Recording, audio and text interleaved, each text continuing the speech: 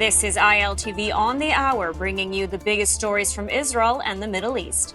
I'm Ladar Lazi. It's 2 p.m. Israel time and 7 a.m. in New York, and today is day 635 of the war in Gaza. Let's get into all the top headlines at this hour. U.S. President Donald Trump says that Israel has agreed to the necessary conditions to finalize a 60-day Gaza ceasefire with Hamas. Despite the dramatic announcement by the U.S. president, mediators say that major hurdles remain. Trump said that we will work with all parties to end the war. He urged Hamas to accept the proposal, saying, "It will not get better for you, it will only get worse." Posting on Truth Social, Trump said that Qatar and Egypt would deliver what he termed the final proposal, with all parties to end the war. There was no immediate Israeli comment after the Trump announcement. And by declaring that he will work to end the war, Trump appears to be trying to appease both sides by both mentioning an end to the war without actually declaring that he will end it. In the meantime, Prime Minister Netanyahu will meet President Trump next week in the White House with meetings to focus on the recent war with Iran and the Gaza war. Trump said yesterday that he plans to be very firm with Netanyahu on the need to end the war in Gaza, and said that Netanyahu also wants a deal and he believes it can be achieved within a week.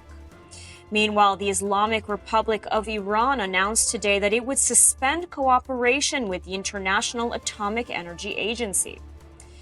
And details now are beginning to emerge on the new hostage deal, which President Trump says has been accepted by Israel. Joining us with more now on the details of the deal is ILTV's Shosh Bedrosian. Shosh, so what can you tell us about the deal? What seems to be taking shape?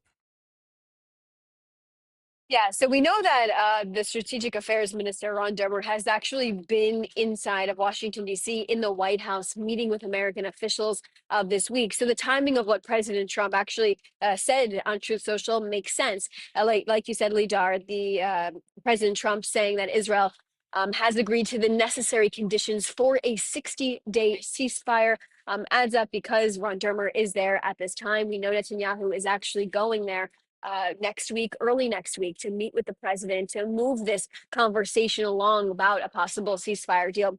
Now, there's a bunch of different media reports out there suggesting two different proposals at the moment. One of them, as I'm going to read it for you, is 10 living hostages could be released during the 60 days, and the bodies of 18 hostages could be released throughout that time frame as well. In addition, we're also learning that there is a Qatari proposal that's brand new for a 60-day ceasefire, with 8 living hostages released on the first day of that 60-day ceasefire, with 2 more living hostages released at the 50th day of that time frame.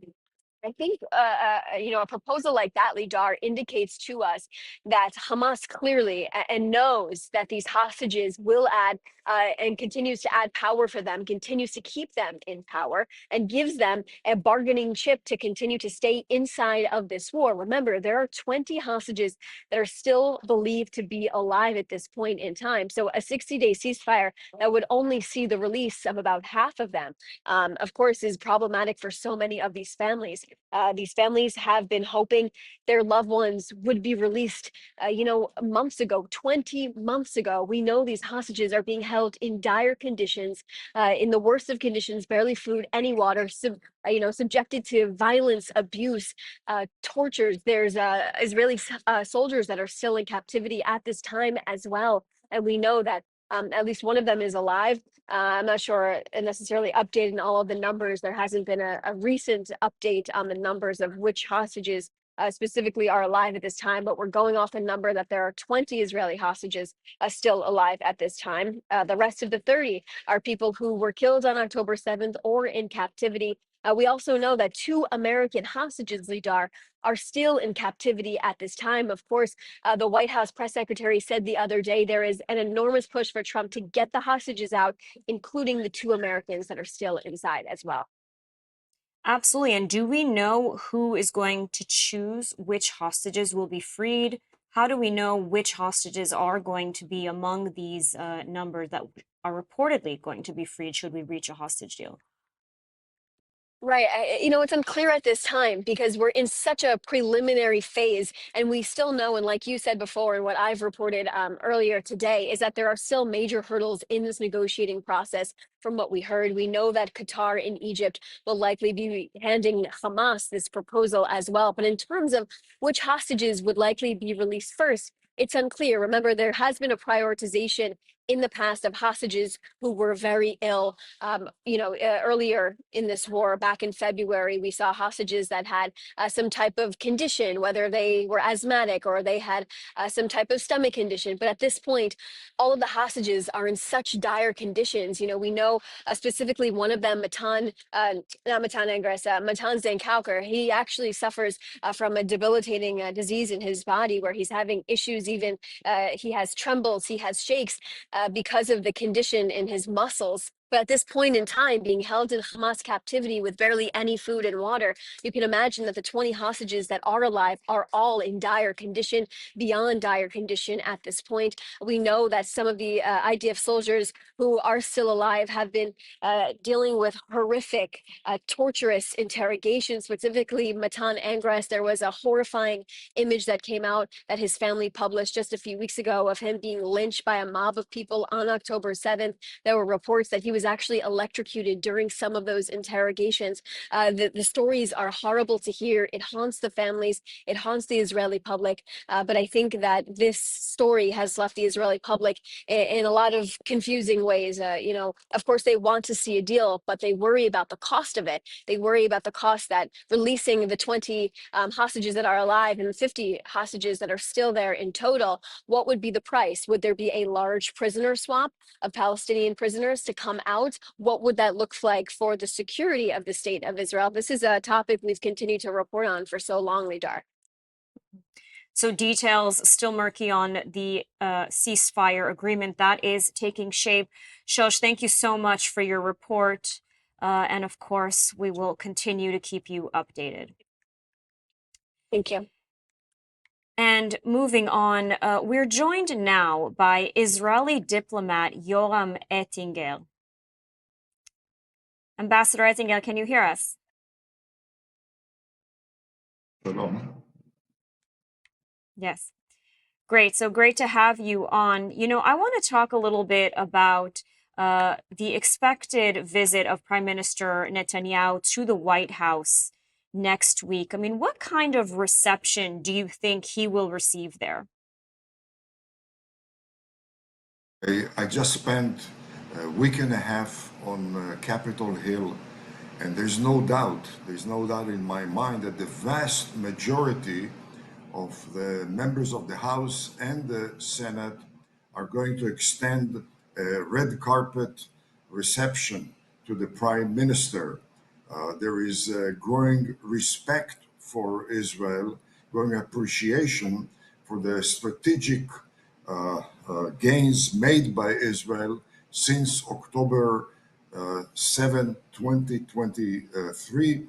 There is a growing realization that Israel is a unique ally which provides much strategic advantage to the US, which facilitated, in fact, the US bombing of the nuclear installations in Iraq. It is due to the Israeli war on Iran that American pilots did not encounter any Iranian Air Force opposition. They did not encounter any ground-to-air opposition. And the US has realized increasingly that Israel indeed is a force multiplier for the US. When it comes to the administration, obviously the president expressed his vast appreciation to Israel on the night of the US bombing of Iran, where in a very non-traditional manner, he emphasized the role played by Israel, the appreciation to Israel, and concluded his message to the American people by God bless America and God bless Israel. And that suggests a good opening of the dialogue. My hope is that the prime minister will emphasize to the president the need to learn from past from precedents, to learn from them by avoiding critical mistakes and, in fact, not repeating these mistakes. And one of the key mistakes, in my mind, is the negotiation with Iran, as well as Hamas, but mostly with Iran, because negotiation. Talk Yeah, about go that ahead. point, because as you mentioned, the talks between the two are expected on a number of issues. And I do want to start with Iran and the point that you just made about the past mistakes. Trump says that the Iranian nuclear program is destroyed for years to come. Others have said that the US and Israel have only set it back by a matter of months. And so, just today we heard and that the president of Iran has announced that Iran would suspend cooperation with the IAEA. So, what is the plan now for the United States and Iran moving forward?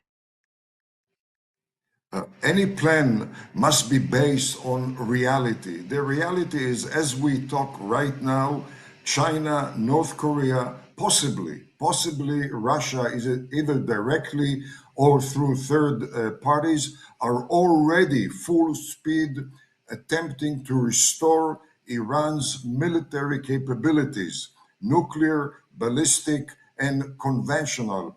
We as Israelis should learn from our own experience. We devastated, obliterated the Egyptian military force back in June of 1967. It took the Egyptians through aid from the Soviet Union only few months to launch the war of attrition against Israel, which caused a few hundred Israeli losses. And within few years, 1973, they launched another war which almost destroyed the state of Israel. To assume that the current severe losses to Iran has terminated the Iranian threat is a great big time wishful thinking. We have to realize that when it comes to Iran as well as Hamas, negotiations never deliver the goods. Economic sanctions or economic benefits certainly have not done the trick of moderating either Iran or Hamas. The only way to achieve the president's goal of preventing wars, ending wars, is by eliminating the chief epicenter of war, terrorism, drug trafficking throughout the globe, and by the way, especially in Latin America. And that epicenter happens to be the Ayatollah regime. Not eliminating that epicenter would not enable the president to achieve his goal. And I want to transition now to Gaza and the talk of the ceasefire.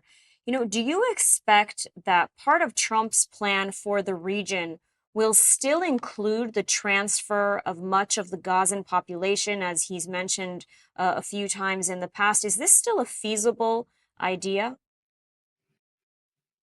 Well, it has been a feasible idea all along, many years before the October 7th act of terrorism by Hamas. For many years, most Gaza Arabs have expressed their interest to emigrate from Gaza. By the way, similar trend has also been in Judea and Samaria, although in smaller numbers. But certainly facilitating, not forcing, but facilitating the ongoing interest by Gaza Arabs to emigrate should advance their own wishes while also lowering the flames of war and terrorism in the area. And, I want to also discuss another issue that's certainly going to be on the agenda between President Trump and Prime Minister Netanyahu, and that's the Abraham Accords. Trump just lifted sanctions on Syria after meetings last month with its Islamist leader al-Shara. The U.S. is encouraging normalization between the two countries. Israeli leaders until recent days have compared al-Shara to ISIS. Is it too soon for normalization between Israel and Syria, or is this something that we're likely to see announced possibly even next week?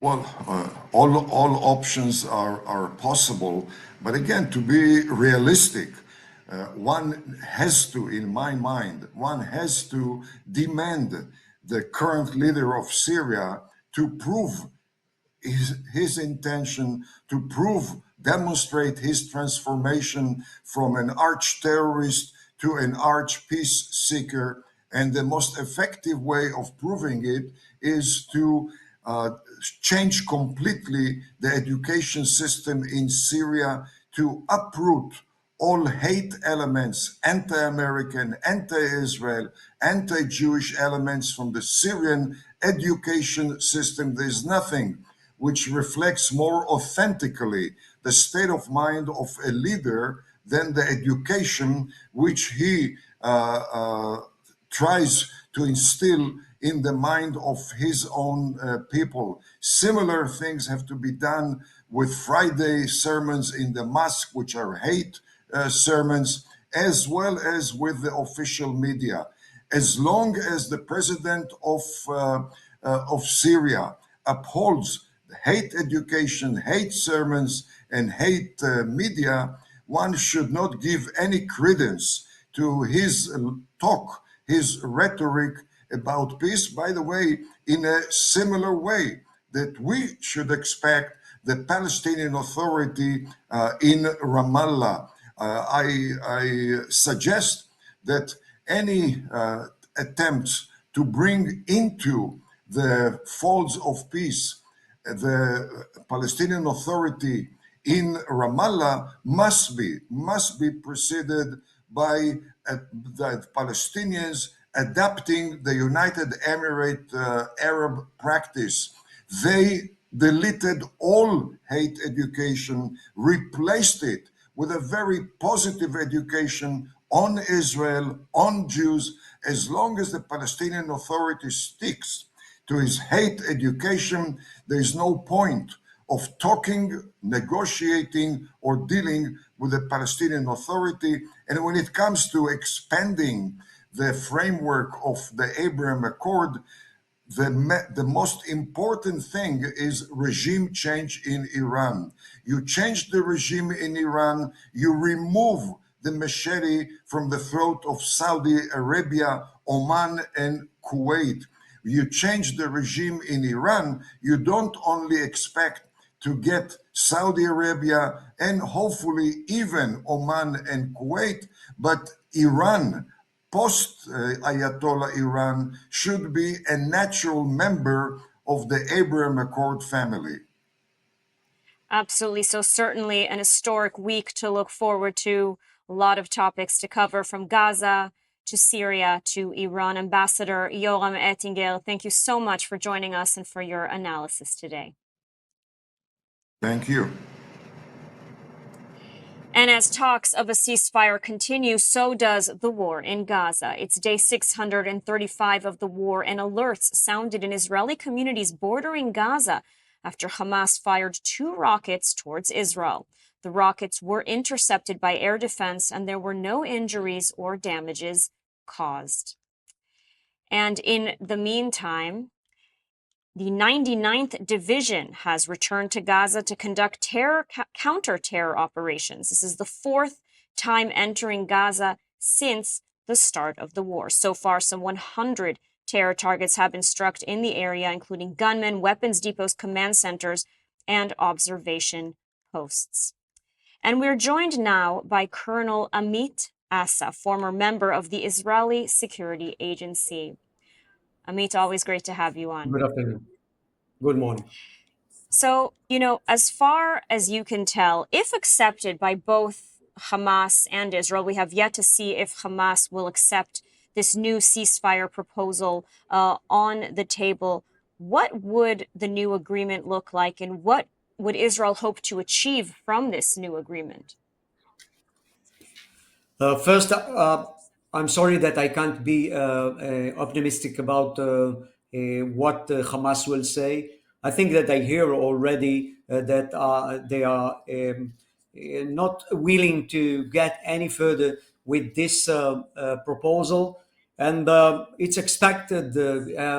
We can't expect from them for other if there is no pressure on them, and I mean that U.S. needs to make some more pressure on Qatarian because the leaders of Hamas is staying under Qatar today, and Qatar is not a mediator, is somebody that protect the Hamas, and the U.S. have to pressure more on Qatarian. I know that Qatarian have interest in United States, and the U.S. have to use it for pressure. But if you are talking about any kind of a negotiation for hostage deal, I would say now that Israel and United States are coming with a point of view more strong than before. We are beginning from a stronger place than before because the regime of Iran that was supported Hamas until now financially and also ideologically and by force is not there anymore. So Hamas doesn't have any protection, and we are coming to this kind of a deal with a good and better way. Anyway, I think that we will not see in the first days any ceasefire because of the answer of Hamas, of course, and we will see more and more action, more heavy actions in Gaza from the IDF, and we will conquer area after area.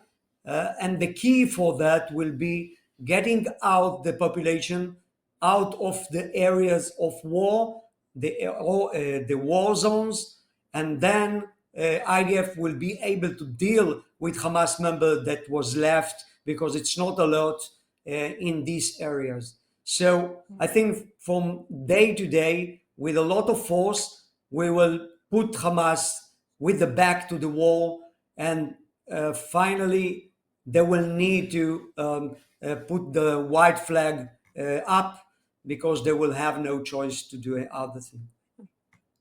And you are very skeptical, but should a 60-day agreement take form, should Hamas surprisingly agree to it, and then President Trump says that this would lead to potentially ending the war entirely.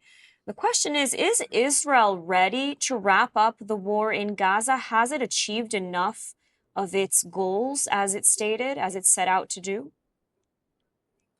I think what we see here, especially from Trump, is that the patience of Trump is heading to the end. Because the problem of Hamas in Gaza Strip is linked to any kind of agreement in the Middle East. And this is the last thing that Trump have to solve before the Abraham agreement will raise up. So Trump is losing patience. And when he's losing patience, he wants agreement immediately on the table. And it doesn't matter what kind of agreement. And these 60 days of ceasefire will be a very bad thing for Israel against the Hamas. I want to be very clear with it. Every time that we are doing any ceasefire with Hamas, they are putting their arm up, they are strengthening the forces, they are getting more and more ability to raise resistance after these 60 days. So we will not finish the war after the 60 days. Anyway, we are not getting in this deal all the hostages. And what we have to say now, that even if we will stop for negotiation, we will stop the war, any kind of a ceasefire for 60 days, it means that all of the hostages till the end of these 60 days are back in Israel. And then we can start to talk about any kind of negotiation for peace or any further ceasefire after that. But when I'm watching the deal now, it means first, Hamas will not take it, meaning Israel will get with a lot of force onto the Gaza now. And in the other hand, if it will be any kind of negotiation for 60 days for only 10 people getting free as hostages, it's a very complicated situation. Also, for the public of Israel. Israel is now divided because every time that we are doing ceasefire, we have to get back to the same places and fight again, and our soldiers are paying with their lives. So we see that the price for getting these hostages out is rising up, and it's divided Israel very badly in the public. So what we will have to seek now is a good and the full deal that will take all of the hostages back, and then we can speak about ceasefire with the Hamas members. Mhm. That's interesting because, we still have to discuss, of course, the day after what happens once the hostages are returned home, once Hamas is eliminated or removed from the Gaza Strip. And so many questions still remain. Colonel I think, Amit but Assa. we can Yeah. linkages, of course, about what Yoram Ettinger was saying about the geopolitical situation in all Middle East. And when we will seek for an end in Hamas, what happens in Gaza, it will be a possibility for us to make a deal with all countries in the all agreement of Abraham, and then we can deal also for the day after of what will happen with Hamas in Gaza. As Ettinger, of course, mentioned, we will have to deal with education. We will have to be very sure that they are not the legitimate of Israel is putting down from the table. So critical days ahead. Colonel Amit Assa, thank you so much for joining us today and for your insights. Thank you very much. And that's a wrap on ILTV on the Hour, live from Israel and the Middle East. Every hour on the Hour, the only English news delivering live updates around the clock. Stay with us for more updates as developments unfold. Thanks for watching, and see you soon.